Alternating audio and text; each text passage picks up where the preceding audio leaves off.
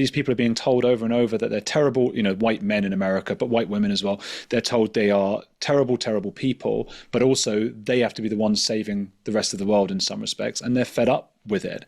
And I do understand, and I think we need to try and understand that, because if we don't, this problem is going to get much, much bigger. Now, US politics. Let's take a closer look at the infighting amongst conservative influencers and what it reveals about the broader rifts within the Republican Party. As many of us don't live our lives on YouTube, you might be forgiven for not knowing the drama that ensued at America Fest. At Turning Point USA, the conservative youth organisation founded by Charlie Kirk, holds a conference every December in Phoenix. Throughout this year's event, the movement's biggest influencers sniped at one another over Israel, the platforming of anti-Semites and conspiracists, Nick Fuentes particularly, the specifics of Kirk's murder on a college campus in Utah, and differing definitions on what it means to be an American. The overall picture, just 3 months after Kirk's death, is one of division. Thank you. We are at war. Let's face it, Ben Shapiro's the farthest thing from MAGA. Let's be blunt. He's a hardcore never-Trumper. So no, Tucker Carlson, it is not an excuse to go silent on Candace's targeting of TPUSA. Or to mirror her blinds of questioning because you love Candace personally. I just got here, and I feel like I missed the first part of the program. Hope I didn't miss anything meaningful. But I just want to say, I don't think I did. No, I'm just kidding. I watched it. I laughed. Steve Bannon, Tucker Carlson and Ben Shapiro, they're all conservative influencers. Well, someone who is across this is Andrew Gold, the former BBC presenter and now YouTube host of the channel Heretics. Andrew, good evening. Good evening. Thanks for having me. Who is on which side? Just explain what we're dealing with here, or what US politics is facing, really. To an extent, what we've got at the moment is a kind of young internet group of Republicans. So Nick Fuentes is the most infamous, I should say, rather than famous, I guess, or famous as well at this moment. And he's who had this big debate with Piers Morgan and has said things that are so beyond the pale in our Overton window or in our culture or zeitgeist at the moment that half of the listeners wouldn't believe the things that he's come like out with about Hitler's cool, go on. Stuff like that. Exactly. Barbie things, yes. Yeah, and then, but it's not just the young people. You've also, as mentioned, there's Tucker Carlson, of course, Candace Owens. They've gone way. I mean, Candace has gone way into conspiracy theory terrain, having previously seemed to be very sensible. Tucker Carlson has completely flipped 180 on most of the things he may have said about Jews, for example. He's now firmly against them. So I think some of this might be, on the other side, I should say, are the more kind of business-minded, old-fashioned, traditional conservatives that you might get from the Conservative Party or the Republican Party over there, namely Trump, even though you can argue, what Trump is exactly. But those would be the Trumpy people. So there's a bit of a divide right now, and Trump's being very, very careful not to criticize that kind of young, edgy group, because I think he knows how dangerous they can be for him. Look, J.D. Vance, the vice president, comes into this. And in terms of Nick Fuentes' influence on the Republican Party, I think people are looking to him and wondering maybe why he hasn't been more assertive about it. To give our listeners some context, as you've said, Nick Fuentes is a white supremacist. He's anti-Semitic. He has a group known as the Groypers. And it's a pretty worrying political force. Some estimate that 4 in 10 young Republicans, 40%, are Groypers.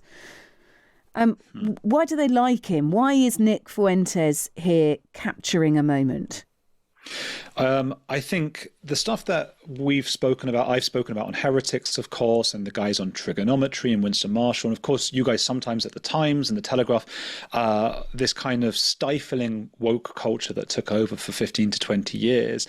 I mean, I'm reminded of, I used to live in Germany, and I know that a lot of young Germans got very fed up of having to learn about what had been done to the Jews by their grandparents or great-grandparents. Understandably, Germany wants to kind of make amends as much as it can, and understandably, that is taught in schools. But when you are made to feel guilty for something that you didn't do yourself, and it's hammered home over and over again, it can have the opposite effect. I'm not making a moral judgment about the German, way of doing things. Similarly, the last 20 years, particularly white men have been told over and over again that they're useless, terrible, they're the butt of every joke, but you're not allowed to joke about anybody else. Do it once or twice, it's fine. But if you do it for 20 years and you make industries based off the fact, off the back of you cannot hire these people because of who they are, there's going to be a reaction. And what a relief it is for those people to be able to say the most horrific things. And the thing about the Groypers is you can never tell quite when they're being serious or not. So Nick Fuentes will often say these horrible things about Jews to his own live streams, but when he's being interviewed by a Piers Morgan or someone like that, he will then say, no, I don't actually hate Jews, and it's all sort of a joke. So it's all mixed up with this kind of jokey feeling that I think has emerged by from a really oppressive place of nobody can say anything. And obviously, humans being humans in big groups, we're going to go too far the other way. And I think that's what's happening. Look, he has a YouTube show called America First with Nicholas J. Fuentes. So he's, borrowing Trumpian terminology as well, isn't he? Mm-hmm. Yeah. Look, they're pissed off about. Sorry, can I say that? I don't know. They're annoyed about foreign policy in America. They're annoyed about focusing the focus on Israel. I understand that. I'm pro-Israel myself, but I understand that an American taxpayer might feel, hey, why are we involved in this? Of course, there are many arguments both ways about that. They're annoyed about what Elon Musk was talking about, this kind of wasteful spending on countless tax initiatives and NGOs and support groups for countries that even Trump admitted himself he's never even heard of, that have nothing to do with America. And similarly, these people are being told over and over that they're terrible, white men in America, but white women as well. They're told they are terrible, terrible people, but also they have to be the ones saving the rest of the world in some respects. And they're fed up with it. And I do understand. And I think we need to try and understand that, because if we don't, this problem is going to get much, much bigger. So it's within our remit, I think, to actually put a stop to this to an extent, because it's happening in Britain. Britain tends to be a year or two behind America. So the wokeness, for example, started there. And now the Groyper sensation, that's being repeated here. Mm-hmm. They're not called Groypers necessarily, but you do have a larger and larger faction of far-right people over here who don't like Jews, who want all immigrants, no matter what they've done for this country, whether they've committed crimes or not, to be deported.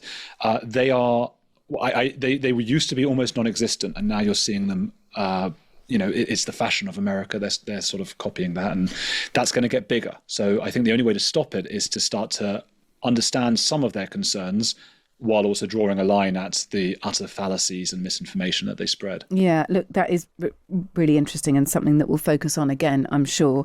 That is a growth area, and not for the good necessarily either, based on the context of Nick Fuentes. Look, thank you for being with us. Really interesting stuff, as always. Andrew Gold, former BBC presenter and now YouTuber. His channel is called Heretics. Thanks, Andrew.